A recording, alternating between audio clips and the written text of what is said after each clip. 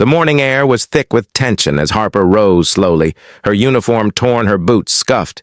She could feel every eye in the hallway on her. Yet she refused to let herself collapse, her hands gripping the railing tight as if it could anchor her against the storm of whispers that surrounded her. The senior cadets who had pushed her now stepped back, their expressions flickering between guilt and amusement, while others pretended not to see the chaos they had caused. The sound of her shallow breaths echoed off the marble and metal walls as she straightened her back and surveyed the damage around her. The staircase was crowded with cadets frozen in place, some shocked, some afraid, some daring not to look, because they knew the storm would reach them next. Harper's mind raced, replaying the shove again and again, the force, the sudden drop, the sharp pain in her side, the fear that had gripped her in an instant, yet alongside the fear a fire had ignited something she had never felt before, the clarity of purpose, the certainty that no one could intimidate her. She glanced up the staircase, her eyes locking with the leader of the group, a cadet whose smirk had caused countless tensions before. But now, for the first time, she saw hesitation flicker across his face. As Harper took a step toward him, she felt the eyes of witnesses on her, each heartbeat amplifying the silence. The echo of boots and whispers blending into a slow rhythm that marked the tension. The hall suddenly felt colder, the fluorescent lights casting long, harsh shadows that stretched and warped across the floors and walls. As she reached the landing, Harper paused, noticing that someone had dropped a notebook. It lay open on the floor pages. Fluttering like wings from the disturbed air, she bent to retrieve it, her fingers brushing the soft paper, and for a moment felt normalcy in the mundane act. But when she straightened her gaze, landed on the far end of the hallway, a dark figure emerging. From the fog of cadets, their posture stiff, their stride deliberate and controlled. Harper felt the blood in her veins freeze. The footsteps were slow but heavy, the kind of steps that demand attention, that carry authority even without a word spoken. Every cadet in the hall now turned toward the figure, some shifting nervously, some stiffening in preparation. Whispers grew louder, like wind stirring in dry leaves, but no one dared speak. The senior cadets who had shoved her took a step back, uncertainty written across their faces as though the presence at the top of the stairs had erased their courage. The figure came closer, each step deliberate, each movement precise. Harper could not yet see the uniform details, but she sensed power radiating from the body, the kind of power that could break people without lifting a hand. Her pulse quickened, her body tensed, ready to defend herself. Though she had no weapon, only her resolve and the instinct honed from months of discipline. Harper thought of what had led her here, the relentless training, the endless drills, the silent competitions where cadets fought to prove themselves not just to superiors, but to each other. Every push, every shove, every whispered insult had built a wall around her resilience, and now that wall was tested more than ever. She kept her gaze forward, refusing to flinch, though every muscle in her body screamed to retreat. The figure paused at the top of the stairs, and for a heartbeat time slowed. The world shrank to Harper. The stairs and the shadow above the chaos of whispers faded into silence. She felt the weight of expectation, the unspoken knowledge that what happened next could define her future or shatter it completely. Then the figure stepped into the light, and Harper saw the sharp lines of a uniform, the insignia that marked the highest authority in the academy. The generals had arrived. The room seemed to tilt under the power of their presence. Harper swallowed hard and felt a shiver race down her spine. The senior cadets stiffened, their earlier bravado evaporating as if the air itself carried judgment. Harper straightened further, her bruises aching but her stance unbroken. She did not speak. She could not yet. She waited for the storm to come, knowing that the world was about to shift beneath her feet. Every step the general took seemed to echo in her bones. Every eye in the hall followed their movement. Harper felt both exposed and strangely powerful, knowing that what they saw would determine her next move. The silence became unbearable. Then, a sharp intake of breath from somewhere behind her made her glance sideways. The notebook, still clutched in her hand, trembled. She realized it was not just the fall that mattered, but every small action, every choice that had led to this collision of forces. The senior cadets who had attacked her looked smaller, somehow diminished, their smugness replaced by fear. The general paused mid-hallway, their gaze sweeping across the cadets, the torn uniform, the scattered papers, the chaos and discipline intertwined into a single pulse. Harper felt her heartbeat synchronize with the slow rhythm of authority, and she realized that she was no longer just a victim, she was a participant. In the moment, a key figure in the unfolding storm. The whisper of commands hovered in the air, though no words had been spoken yet. The presence was enough to hold everyone still, and Harper sensed that the next second would change everything, and the fall from the stairs was only the beginning of what was about to unravel. And then a shadow shifted behind the general. Harper caught a glimpse of movement out of the corner of her eye. Someone hiding, waiting, perhaps deciding their next move. And she knew in that instant that not everyone in the hall was aligned with justice, that someone had plans that would collide with hers and the general's authority. And Harper felt the surge of fear and anticipation rising together. Her next action critical because the unseen threat would not wait, and the room held its breath, knowing that everything was about to erupt. The generals moved forward, their steps echoing like rolling thunder through the hallway. Harper kept her gaze fixed on them, her body trembling, but her mind razor-sharp. She could feel the weight of every cadet's stare on her, the silence thick and suffocating. The senior cadets who had shoved her looked smaller, somehow diminished their bravado, crumbling as authority closed in. Their whispered alliances and whispered plans dissolved into nervous shuffles and half-hidden glances. Harper's fists clenched at her sides. She felt the ache of bruises and humiliation burning through her, but also the surge of defiance that no shove, no sneer could ever erase. One general stepped closer, their eyes scanning the hallway like a hawk, reading every movement, every expression.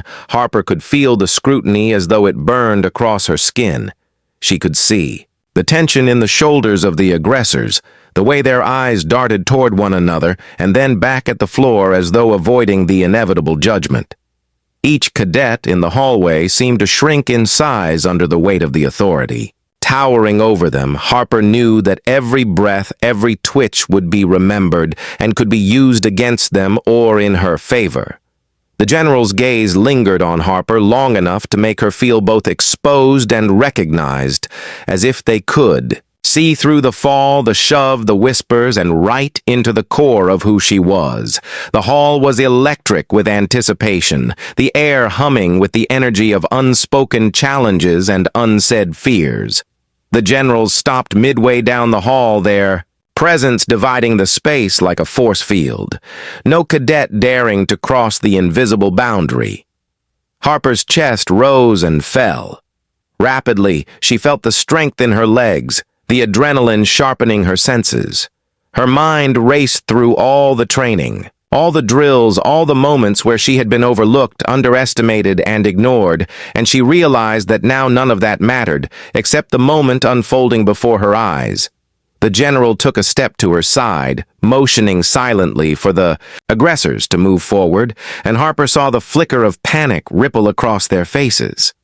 One by one, they were called, their expressions changing from arrogance to shock to terror, as the generals questioned them, their voices low yet filled with unmistakable power. Harper's heart pounded with every admission, the truth spilling out faster than lies could be conjured. Their whispered excuses fell flat in the presence of authority, the hierarchy they had relied on, collapsing with each careful word spoken. The cadets looked at her now not with amusement, but with uncertainty, as if recognizing for the first time that she was no ordinary target, that her fall had sparked something bigger than humiliation, something that the generals had already seen and understood. Harper's pulse thrummed in her ears, the realization dawning that the moment of reckoning had arrived and there was no escape for anyone in the hall. Harper's gaze flicked toward the shadow she had seen earlier, moving. Behind the generals, a figure crouched and silent, observing every reaction, every subtle movement. Their presence hinted at a deeper plan, a hidden agenda. Harper knew that not everyone present wanted justice. Some were waiting for chaos, some for the perfect moment to strike, and she tightened her grip on the notebook in her hands, feeling the weight of evidence and memory and truth all converging in this single instance. The general's voice broke the silence, commanding attention, yet the words could not reach the tension hovering in the corners in the eyes of the hidden observer.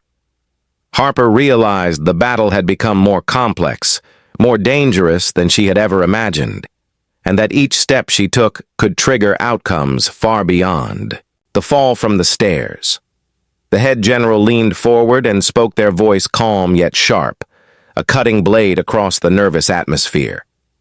They asked Harper questions about her fall, her perspective, the events leading up to it, and she answered with clarity, precision, and honesty. Her words filled the silence like fire, igniting the frozen air. The senior cadets who had shoved her shifted uncomfortably, their eyes betraying fear and resentment, while Harper stood unflinching.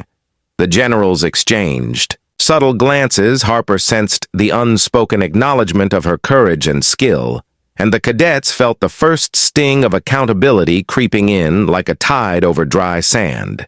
Then the general's gaze turned to the hallway itself, as though seeing the echoes of the past, the whispers, the hidden rivalries, and the silent cruelty. Harper realized in that instant that this inspection was not just about one fall, not just about one incident, but about the culture, the system, and she felt the weight of it pressing down on her.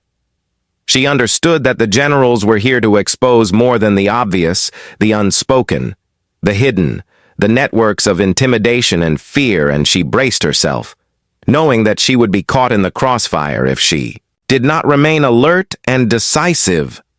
A sudden movement from the shadow at the far end of the hall drew her eyes. Harper caught the glint of metal, the whisper of someone preparing to act unseen to all but her. Her pulse jumped, her body tensed. The generals were still speaking, but she knew instinctively that the observer was waiting for the exact right moment to make their presence known, and the room held its breath along with her. The tension stretched taut like a bowstring ready to snap, and Harper knew that the fall down the stairs was only the beginning, and what came next would test every skill, every ounce of courage she had ever cultivated in her life. The head general stepped closer. Harper felt the authority radiate like heat from a furnace. Their eyes scanned the room again, noting the fear, the defiance, the hierarchy, and the brokenness of the system. All the cadets felt it. The hall itself seemed to shrink under the weight of judgment. Harper realized that her moment of reckoning was intertwined with the hidden observer's intentions, and every choice she made could tip the balance toward order or chaos. The shadow shifted slightly, a footstep, almost imperceptible, and Harper's instincts screamed danger, looming imminent and unavoidable, and she knew the next second could change everything. The tension in the hallway had reached a fever pitch. Harper stood rigid, her bruises aching but her mind sharp, every muscle coiled like a spring ready to react. The generals surveyed. The cadets, the chaos, the torn uniforms, and the whispered excuses that now sounded hollow in the weight of authority. Every step taken by the head general seemed to reverberate through Harper's bones, as though marking each heartbeat of the hall. The shadow at the far end shifted again. Harper caught the faint movement, and her pulse surged. She knew that someone unseen was plotting their own reckoning, waiting for the perfect moment to strike. The cadets who had shoved her now faced the generals. their expressions pale and faltering, their bravado vanished like smoke. Harper could feel their fear radiating toward her. Yet she felt no triumph, only the clarity of what was unfolding. She could see the whispers passing among them, the silent glances. That spoke of panic and regret. The head general's gaze swept over the room, settling briefly on each of the aggressors, as though measuring their courage and calculating the consequences. Harper realized that this was no ordinary inspection. No, routine reprimand. This was a reckoning of character, a test of integrity and endurance, and every cadet in the hallway would feel its force. Harper's mind raced through her training, the endless drills, the push-ups, the endurance runs, the simulations of conflict and chaos she had endured. She felt the strength of all those moments converge in her body, the fire of resilience, pushing back the fear that tried to take root. The general stepped closer and asked the cadets to explain the shove to Harper. She listened to the murmured excuses, the stammered apologies, the feeble justifications, and she realized that none of it mattered. The truth was clear, the evidence undeniable, and the generals were already poised to act. Harper felt a strange, calm wash over her, the power of clarity and honesty settling around her like armor. The shadow at the end of the hall shifted again. Harper caught a glint of something metallic, the faintest flicker of intent that made her muscles tighten the unseen, threat growing more real by the second.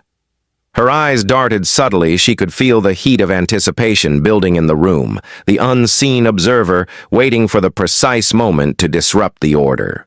The generals continued their inspection, oblivious. To the hidden presence, Harper felt a surge of adrenaline. She knew she had seconds to react if the observer chose to strike, and every instinct screamed that the balance of control could be lost in an instant. The head general turned fully toward Harper, their eyes sharp, calculating, measuring her reaction to the chaos and the cadets. Her heartbeat raced. She knew that every flicker of expression, every twitch of muscle would be noticed. The hall seemed to shrink to just the space between them. Harper felt the energy of judgment pressing down, and she knew that the next words from the generals could change everything. The cadets froze in the shadow, moving unseen, and she sensed that the delicate tension was about to snap. Then one of the senior cadets made a sudden move, reaching toward Harper, as if to test the boundaries of the general's authority. Harper reacted instantly. Her reflexes honed from countless drills, kicking out with precision, the cadet staggering back, the general's eyes narrowing. In recognition of her skill and readiness, the shadow shifted again. Harper felt the threat like electricity across her skin, the observer waiting, calculating timing, and she knew that the fight for control had only just begun. The cadets who had pushed her stared in shock. Their previous confidence destroyed, replaced by fear and uncertainty, and Harper realized that the hall itself had become a battlefield of unspoken rules and hidden dangers. The generals called for silence, and the hall held its breath. The cadence of authority measured, deliberate. Harper felt the weight of their scrutiny. She knew that the decisions being made in these moments would ripple across the academy. The shadow moved again, almost imperceptibly. Harper's instincts screamed danger imminent, yet she maintained composure, ready to act at the slightest signal. Her mind cataloged every position, every movement, every expression, knowing that one wrong calculation could undo everything she had endured and accomplished. The head general spoke again, their voice slicing through the tension, commanding the cadets to account for their actions. Harper stepped forward, her presence unwavering, the bruises on her body a testament to what she had survived. Her voice was steady, clear, and sharp, and as she recounted the fall, the shove, and the threats, she felt the hall lean into her story, every cadet listening, every whisper fading. The shadow at the end shifted one final time. Harper caught the flicker of intent, and she knew that the confrontation was far from over, and that the unseen adversary waiting in the darkness had plans that would collide with hers before the day ended. Harper stood tall, the bruises on her arms and legs aching, but her spirit unbroken. She felt the weight of every eye in the hallway on her, yet she refused to flinch. The generals surveyed the cadets, their expressions stern, unwavering, the presence of authority like a blade, cutting through the fear and chaos.